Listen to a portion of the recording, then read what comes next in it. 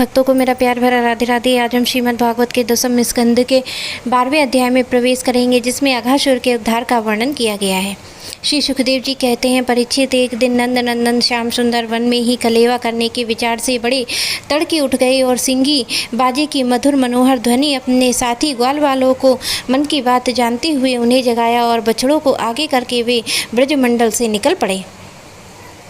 श्री कृष्ण के साथ ही उनके प्रेमी सहस्त्र ग्वाल बाल सुंदर चीके बेत सींगी बांसुरी लेकर अपने सहस्त्र बछड़ों को आगे करके बड़ी प्रसन्नता से अपने अपने घरों को चल पड़े। उन्होंने श्री कृष्ण के अगणित बछड़ों को अपने अपने बछड़े में मिला दिए और स्थान पर बालोचित खेल खेलते हुए विचरने लगे।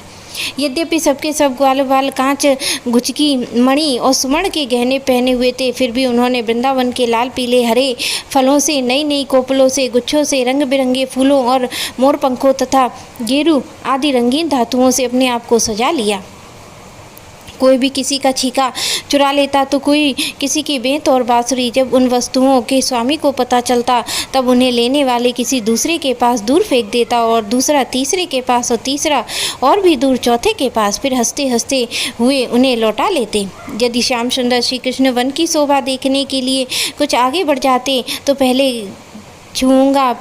मैं छूऊंगा, इस प्रकार आपस में होड़ लगाकर वे सबके सब उनकी ओर दौड़ पड़ते और उन्हें छू छू कर आनंद मग्न होते। कोई बांसुरी बजाता रहता, कोई सींगी में फूंक, कोई भौरों के साथ गुनगुना रहा है तो कोई बहुत से कोयलों के सिर में मिलाकर कुहू कुहू कर रहे हैं। एक दिन और कुछ ग्वाल बाल आकाश में उड़ते हुए पक्षियों की छाया के साथ दौड़ लगा रहे हैं और दूसरी ओर हंसों की चाल की नकल करते हुए उनके साथ सुंदर सुंदर गति से चल रहे हैं। श्री कृष्ण ज्ञानी संतों के लिए स्वयं ब्रह्मानंद की मूर्तिमान अनुभव है। दास्य भाव से युक्त भक्तों के लिए वे उनके आराध्य देव, परम ऐश्वर्यशाली परमेश्वर और माया मोहित विषय बंधनों के लिए केवल एक मनुष्य बालक हैं। उन्हीं भगवान के साथ वे महान पुण्य आत्मा ग्वाल बाल तरह तरह के खेल खेल रहे हैं। बहुत जन्मों तक श्रम और कष्ट उठाकर जिन्होंने अपनी इंद्रियों और अंतकरण को वश में कर लिया है, उन योगियों के लिए भी भगवान श्री कृष्ण के चरण कमलों की रज अप्राय है। वहीं भगवान स्वयं जिस ब्रजवासी ग्वालों की आंखों के सामने इसी समय अघासुर नाम का एक महान दैत्य आ धमका, उसने श्री कृष्ण और ग्वाल वालों की सुखमयी क्रीड़ा देखी ना गई। उसके हृदय में जलन होने लगी। वह इतना भयंकर था कि अमृतपान करके अमर हुए देवता भी उसके अपने जीवन की रक्षा करने के लिए चिंतित रहा करते थे। इस बात की बाट देखते रहते कि किस प्रकार इसकी मृत्यु का अवसर आ जाएगा। अघासुर पूतना बकासुर का छोटा भाई तथा कंस का भेजा हुआ था। वह श्री कृष्ण से दामा और ग्वाल वालों को देखकर मन ही मन सोचने लगा, यही मेरे सगे भाई और बहन को मारने वाला है, इसलिए आज मैं इन ग्वाल वालों के साथ इसे मार डालूंगा। जब ये सब मरकर मेरे दोनों भाई बहनों की मृत तर्पण की तेजांजलि बन जाएंगे, तब ब्रजवासी अपने आप मेरे जैसे हो जाएंगे। संतान ही प्राणियों के प्राण हैं, जब प्राण ही ना रहेंगे तब शरीर कैसे रहेंगे। मृत्यु से ब्रजवासी अपने आप ही मर जाएंगे, ऐसा निश्चय करके वह दुष्ट दैत्य अजगर का रूप धारण करके मार्ग में लेट गया। उसका वह अजगर शरीर 1 योजन लंबे बड़े पर्वत के समान विशाल और मोटा था। वह बहुत ही अद्भुत था। उसकी नीयत सब बालकों को निगल जाने की थी, इसलिए उसने गुफा के समान अपना बहुत सा बड़ा मुंह फाड़ कर रखा था। उसका नीचे का होंठ पृथ्वी से और ऊपर का होंठ बादलों से लग रहा था। उसके जबड़े कंदराओं के समान थे और डाढ़ें पर्वत शिखर सी जान पड़ती थी। मुंह के भीतर घोर अंधकार और जीभ एक चौड़ी लाल सड़क सी दिखती थी। सांस आंधी के समान थी और आंखें दावा नल के समान दहक रही थीं। अघासुर का ऐसा रूप देखकर बालकों ने समझा कि यह वृंदावन की कोई शोभा है। वे कौतुकवश खेल ही खेल में उत्प्रेक्षा करने लगे। यह मानो अजगर का खुला हुआ मुंह। कोई कहता, मित्रों भला बतलाओ, ये जो हमारे सामने कोई जीव सा बैठा है, यह हमें निगलने के लिए खुले हुए किसी अजगर के मुंह जैसा नहीं है। दूसरे ने कहा, सचमुच सूर्य की किरणें पड़ने से जो बादल लाल लाल हो गए हैं, वे ऐसे मालूम होते हैं मानो ठीक ठीक इसकी ऊपरी होंठ ही हो, और उन्हीं बादलों की परछाई से ये जो नीचे की भूमि कुछ लाल लाल दिख रही है, वे इसका नीचे का होंठ जान पड़ता है। तीसरे ग्वालवाल ने कहा, हाँ सच ही तो है, देखो तो सही, क्या ये दाईं और बाईं ओर से गिरी कंदराएं अजगर के जबड़ों की होड़ नहीं करती हैं? ये ऊंची ऊंची शिखर पंक्तियां तो साफ साफ इसकी डाढ़ें मालूम पड़ती हैं। चौथे ने कहा, अरे भाई, यह लंबी चौड़ी सड़क तो ठीक अजगर की जीभ सरीखी मालूम पड़ती है। इसकी गिरी श्रृंगों के बीच अंधकार तो उसके मुंह के भीतर भाग को भी मात करता है। किसी दूसरे ग्वालवाल ने कहा, देखो देखो, ऐसा जान पड़ता है कि कहीं इधर जंगल में आग लगी है, इसी से ये गर्म और तीखी हवा आ रही है। परंतु अजगर की सांसों के साथ इसका क्या ही मेल बैठ गया है, और उसी आग से जले हुए प्राणियों की दुर्गंध ऐसी जान पड़ती है मानो अजगर के पेट में मरे हुए जीवों की मांस की दुर्गंध हो। तब उन्हीं में से एक ने कहा, यदि हम लोग इसके मुंह में घुस जाएं तो क्या ये हमें निगल जाएगा? अजी, ये क्या निकलेगा? कहीं ऐसा करने में टिटाई तो एक क्षण में ही यह भी बकासुर के समान नष्ट हो जाएगा। हमारा ये कन्हैया इसको छोड़ेगा तो थोड़ी ही। इस प्रकार कहते हुए वे ग्वालवाल बकासुर को मारने वाले श्री कृष्ण का सुंदर मुख देखते और ताली पीट पीट कर हंसते हुए अगासुर के मुख में घुस गए। उन अनजान बच्चों की आपस में हुई भ्रमपूर्ण बातें सुनकर भगवान श्री कृष्ण ने सोचा कि अरे, इन्हें तो सच्चा सर्प भी झूठा प्रतीत होता है। परीक्षित, भगवान श्री कृष्ण जान गए कि ये राक्षस है, भला उनसे क्या छिपा रहता है? वे समस्त प्राणियों के हृदय में निवास करते हैं।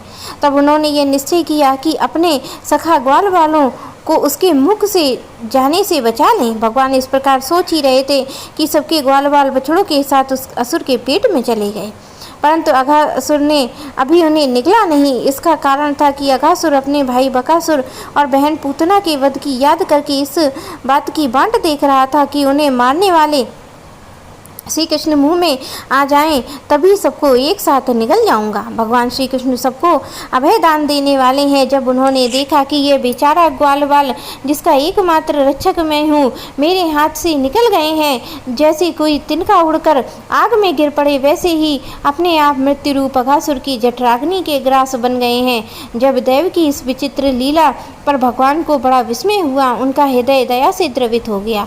वे सोचने लगे, अब मुझे क्या करना चाहिए? ऐसा कौन सा उपाय है जिससे इस दुष्ट की मृत्यु भी हो जाए और इन संत स्वभाव भोले भाले बालकों की हत्या भी ना हो? ये दोनों काम कैसे हो सकते हैं?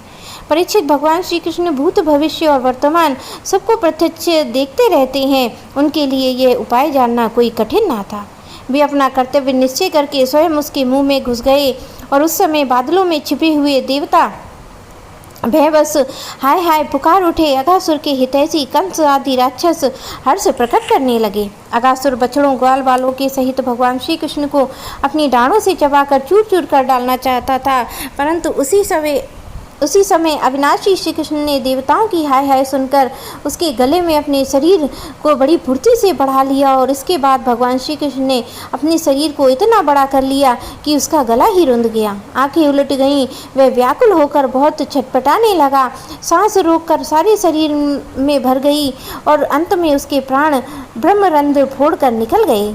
उसी मार्ग से प्राणों के साथ उनकी सारी इंद्रियां भी शरीर से बाहर हो गईं। उसी समय भगवान मुकुंद ने अपनी अमृतमयी दृष्टि से मरे हुए बछड़ों और ग्वाल वालों को जिला दिया, और उन सबको साथ लेकर वे अघासुर के मुंह से बाहर निकल आए। उस अजगर के स्थूल शरीर एक अत्यंत अद्भुत और महान ज्योति निकली। उस समय उस ज्योति के प्रकाश से दसों दिशाएं प्रज्वलित हो उठी। वह थोड़ी ही देर तक आकाश में स्थित होकर भगवान के निकलने की प्रतीक्षा करती रहीं। जब वे बाहर निकल आए, तब से देवताओं ने देखते ही देखते उन्हीं में समा गईं, और उस समय देवताओं ने फूल बरसाकर, अप्सराओं ने नाचकर और गंधर्वों ने गाकर, विद्याधरों ने बाजे बजाकर और ब्राह्मणों ने स्तुति पाठ कर और पार्षदों ने जय जयकार के नारे लगाकर बड़े आनंद से भगवान श्री कृष्ण का अभिनंदन किया, क्योंकि भगवान श्री कृष्ण ने अघासुर को मारकर उनका सबसे बड़ा काम किया था। उन अद्भुत स्थितियों और सुंदर बाजों, मंगल गीत और जय जयकार आनंद उत्सव की मंगल ध्वनि ब्रह्मलोक के पास पहुंची। जब ब्रह्मा जी ने ये ध्वनि सुनी तो वे बहुत ही शीघ्र अपने वाहन पर चढ़कर वहां आए और भगवान श्री कृष्ण की महिमा देखकर आश्चर्यचकित हो उठे। परीक्षित, जब वृंदावन में अजगर का वह चाम सूख गया, तब ब्रजवासियों के लिए बहुत दिनों तक खेलने की एक अद्भुत गुफा सी बना रहा। ये जो भगवान ने अपने ग्वाल वालों को मृत्यु के मुख से बचाया था और अघासुर को मोक्ष दान दिया, वह लीला भगवान की अपनी कुमार अवस्था में अर्थात 5वें वर्ष में ही की थी। ग्वाल वालों ने उसी समय देख अवस्था अर्थात 6वें वर्ष में अत्यंत आश्चर्यचकित होकर ब्रज में उसका वर्णन किया। अघासुर मूर्तिमान अध पाप ही था। भगवान के स्पर्श मात्र से उसके सारे पाप धुल गए और उस समय वे सारूप मुक्ति की प्राप्ति हुई, जो पापियों को भी नहीं मिल सकती है। परंतु इसमें कोई आश्चर्य की बात ना थी, क्योंकि मनुष्य बालक की सी लीला रचने वाले यही परम पुरुष परमात्मा है, जो व्यक्त अव्यक्त कार्य कारण रूप समस्त जगत के एकमात्र विधाता हैं। भगवान आत्मानंद नित्य साक्षात स्वरूप हैं और माया उनके पास तक नहीं फटक पाती है। वे ही स्वयं अघासुर के शरीर में प्रवेश कर गए और क्या अब भी उसकी सद्गति के विषय में कोई संदेह है? सूत जी कहते हैं, सौनकादिक ऋषियों यदुवंश शिरोमणि भगवान श्री कृष्ण ने ही राजा परीक्षित को जीवन दान दिया था। उन्होंने जब अपने रक्षक जीवन सर्वस्व का ये विचित्र चरित्र सुना तब उन्होंने फिर सुखदेव जी महाराज से उन्हीं की पवित्र लीला के संबंध में प्रश्न किया। इसका कारण यह था कि भगवान की अमृतमयी लीला ने परीक्षित के चित्त को अपने वश में कर रखा था। राजा परीक्षित ने पूछा, भगवान आपने कहा था कि ग्वाल वालों ने भगवान की हुई 5 वर्ष की लीला ब्रज में 6ठे वर्ष में जाकर कही। अब इस विषय में आप कृपा करके यह बतलाइए कि इस समय की लीला दूसरे समय में वर्तमानकालीन कैसे हो सकती है? महायोगी गुरुदेव, मुझे इस आश्चर्यपूर्ण रहस्य को जानने के लिए बड़ा कौतूहल हो रहा है।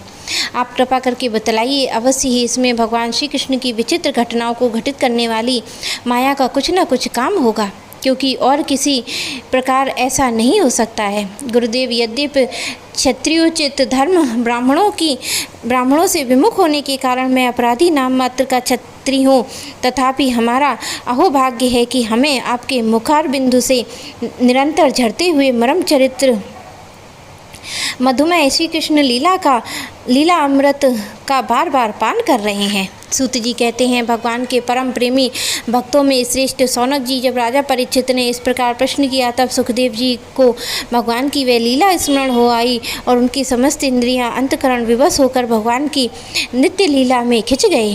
कुछ समय बाद धीरे धीरे श्रम और कष्ट से उन्हें ब्रह्म ज्ञान हुआ और वे परीक्षित भगवान की लीला का वर्णन करने लगे। मेरे प्यारे कृष्ण भक्तों को मेरा प्यार भरा राधे राधे।